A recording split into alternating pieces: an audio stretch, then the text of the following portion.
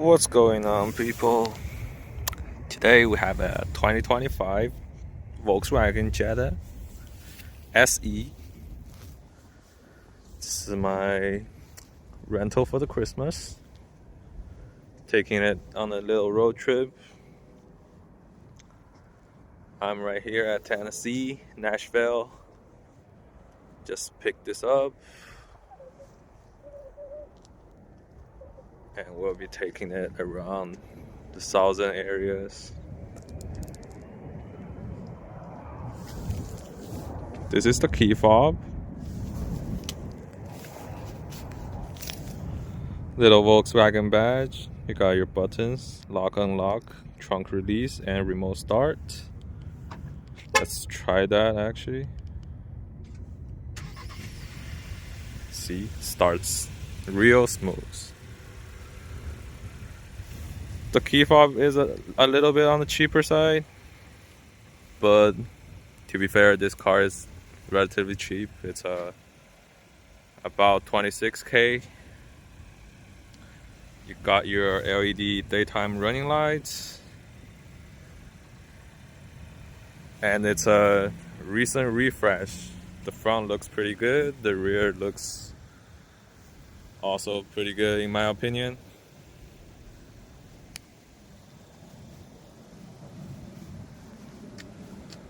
Didn't change much from the last few years, the rear at least, but the front make it look like a ID7. It's a decent sized vehicle. It's pretty large. It's larger than a Corolla I think. And for this spec, you're able to get it around $26,000, which is a pretty amazing deal. Yesterday I put about 400 miles on it, and let me show you how the pros and cons of the Volkswagen Jetta. So on the pillar, it actually says Volkswagen. That's a pretty little nice touch. You do get blind spot monitoring. It's the mid trim, it's not the base. And 17-inch wheels. I think the base was 16 and the top trim will be 18 inches. And keyless entry. Click once, it unlocks the driver's door. Click twice, it unlocks all the doors. Getting in the Jetta. It's a pretty new car, only got 5,000 miles on it, 6,000. I picked it up around 5,500. One little thing that took me a little adjustment is the push button start is not here. Instead, it's here. You can see the start engine.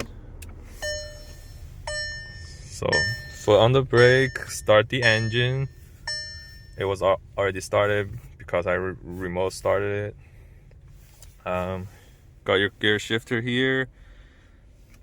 Prindle doesn't have a low gear, but instead it got an S gear. One little thing is if you push down, so right now I'm in drive, the D right there, and if you push down, it's gonna be the S, which is sport. Also, if you push to the right, it's showing manual mode, which you can manually shift using pushing up or pushing down. Putting it back to drive, and here's the eco button. Once you press that, the D actually changes to E, which I think is a little confusing because E is all related to electric stuff right now, and it's not a hybrid or electric car, so why not just put a D and eco there? Being in the mid trim. Oh yeah, also a little tiny touch. Just look at this logo right here. So if you quit the eco mode, that's a normal road. If you go into the eco mode, it shows some trees. Pretty cool, Jetta. So being the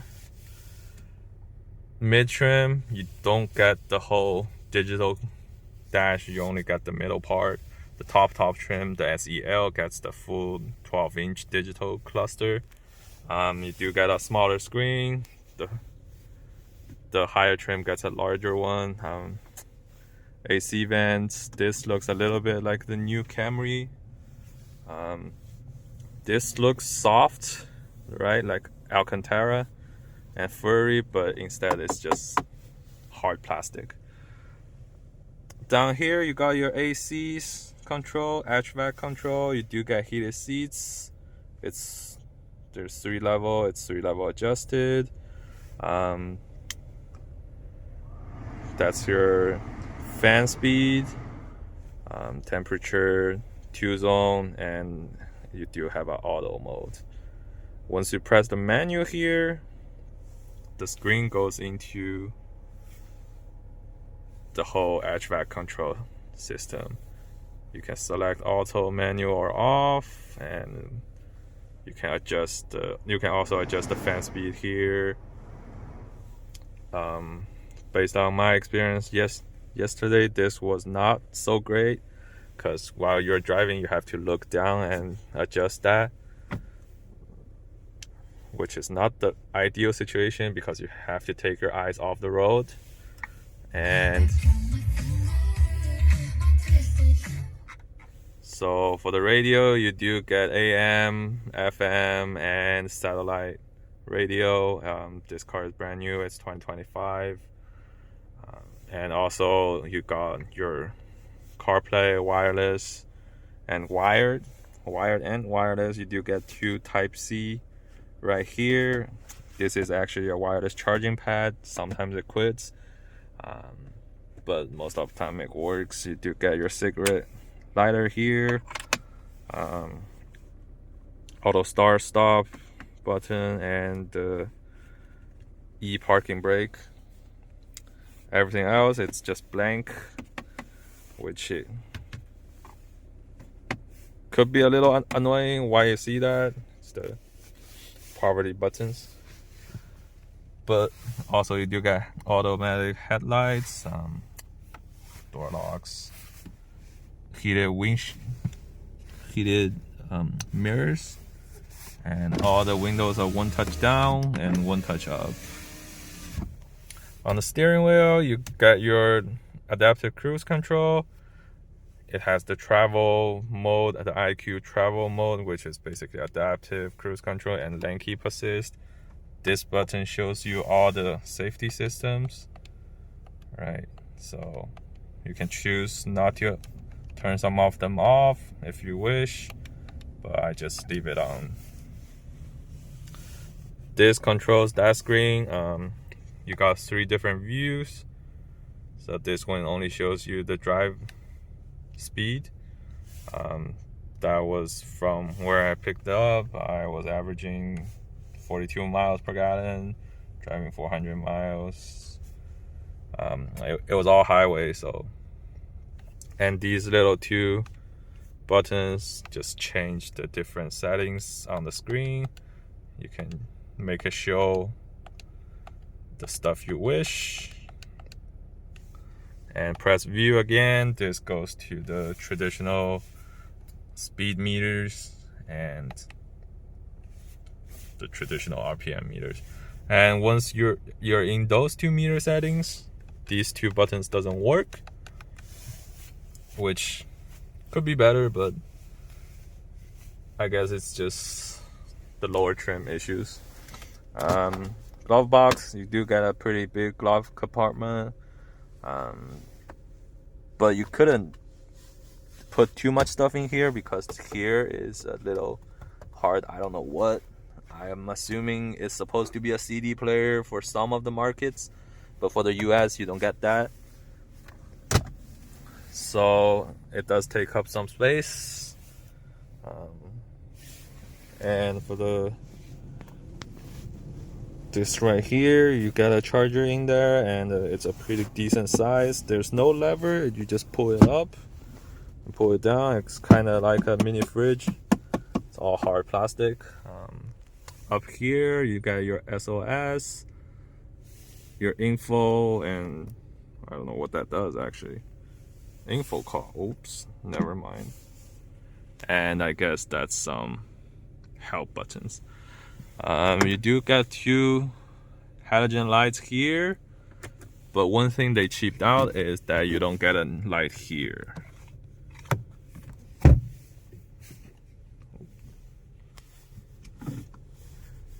And the sound system was okay. It's not the best, not the worst. And let me show you the hood.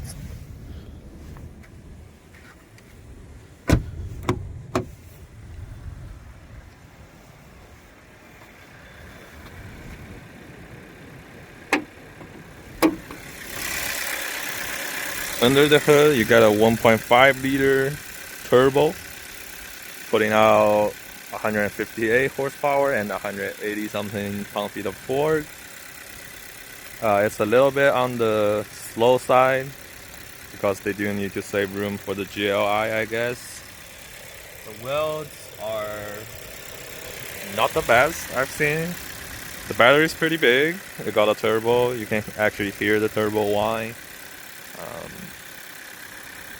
It was okay on the noise wise, and one thing I did notice, let me put the lever up.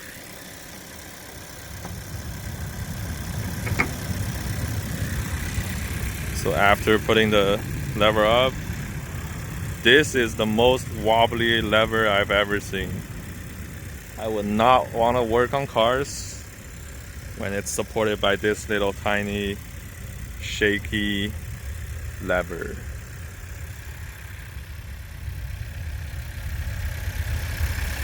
But yeah, the engine runs pretty good. The power is decent. Not the best, not the worst.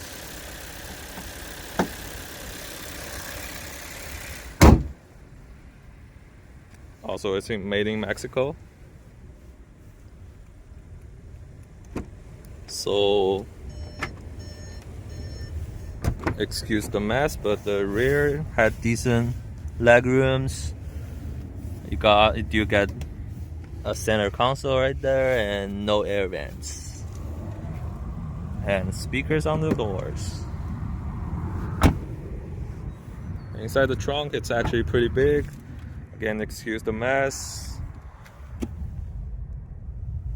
I don't know what that is, but it's a pretty decent sized trunk. Alright, let's now take it on a drive.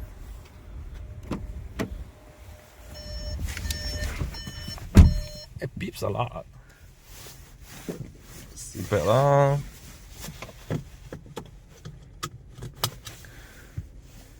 Everything is hard plastic, and yeah, one thing. So the screen goes back, right? It just so once your hands get close to it, I didn't touch it yet. It's gonna show which button means what. So that's a nice little touch. I think they steal it from Audi, but yeah. Putting in drive.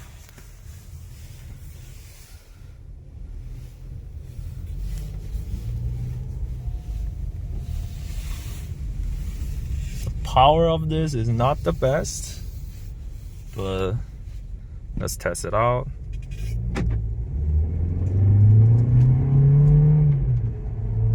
Okay. It's pretty quick. I would say it's about 7.5 to 8.5 range, 0 to 60. So once you actually put your foot down, it actually got decent power. The adaptive cruise is one of the smartest I've ever seen. It's a lot better than the Sentra and a lot better than the Corolla. And the last Forte I rented didn't really have adaptive cruise control. Instead, it's just one lane keep, no cruise, no adaptive cruise, just normal cruise control. So going on to the freeway.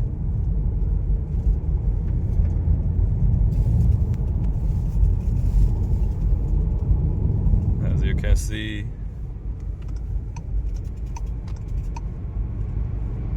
I got decent power. It gets up to 60 pretty fast. And the cabin noise is pretty great. So we don't have much cabin noise at all. It's just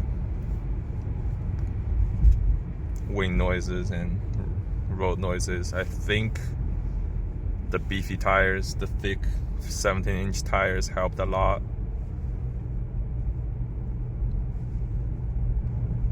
It's very quiet actually, compared to a Corolla or a Honda Civic. It's definitely on the quiet side. Oops, never mind. I'm not going here.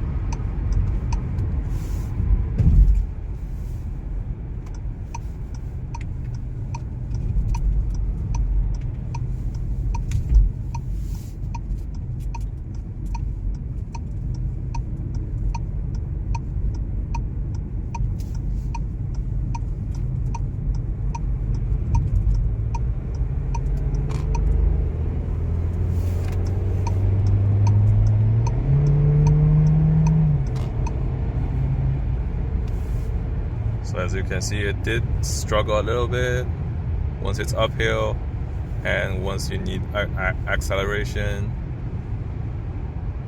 But overall, it gets up to speed. It gets what you needed.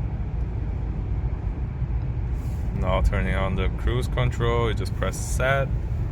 And there's two modes. One is ACC, one is the travel assist. Travel assist basically is lane keep and adaptive cruise control. You can adjust the different following distance down there. It's up to 5 distance. Oh yeah, the following distance for the minimum is really far.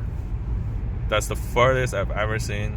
It's probably like 2 car lanes, but that's the minimum distance it chooses to follow. You do need to take over steering wheel time to time.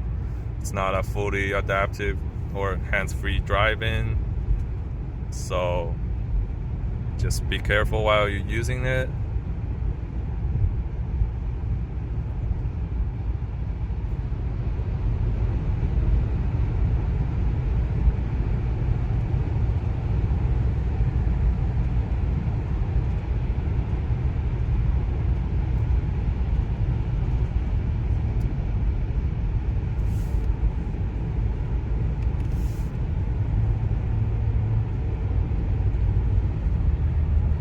So yeah, that's pretty much it for the Jetta.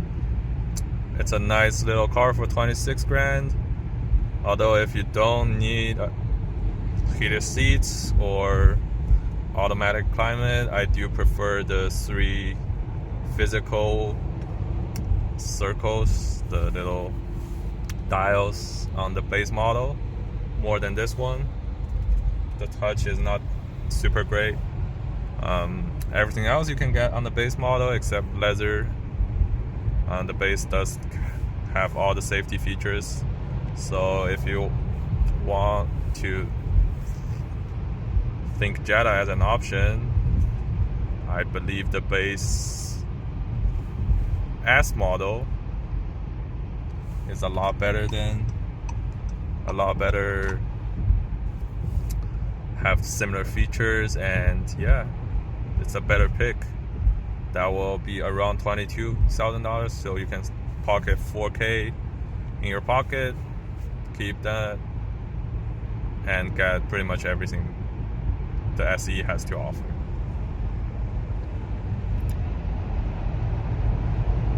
Thank you for watching this far. I appreciate all your support. Subscribe if you would like more rental car content or more car related content. Actually, I'm thinking about doing something else, and like and subscribe the video and see what's happened next. Thank you for watching, and I'll see you next time.